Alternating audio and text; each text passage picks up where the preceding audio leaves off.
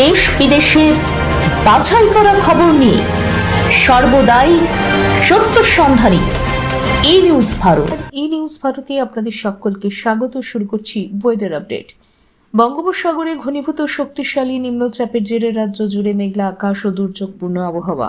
সকাল থেকেই কলকাতা ও পার্শ্ববর্তী জেলাগুলিতে ঝিরঝিরে বৃষ্টি শুরু হয়েছে।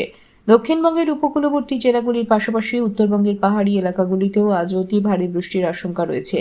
হাওয়া অফিস জানিয়েছে, আগামী 24 ঘন্টায় দক্ষিণবঙ্গের প্রায় সর্বত্রই মাঝারি থেকে ভারী বৃষ্টিপাত হবে।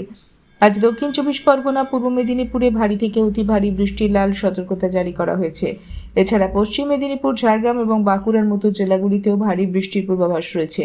কলকাতা ও তার পার্শ্ববর্তী উত্তর 24 পরগনা জেলাতে দফায় দফায় ভারী বৃষ্টির সম্ভাবনা রয়েছে। এর পাশাপাশি সমুদ্র উত্তাল থাকার কারণে বঙ্গোপসাগরে মৎস্যজীবীদের যেতে নিষেধ করা হয়েছে। যারা ইতিমধ্যেই সমুদ্রে রয়েছেন তাদের দ্রুত উপকূলে ফেরার নির্দেশ দিয়েছে আবহাওয়া বিভাগ।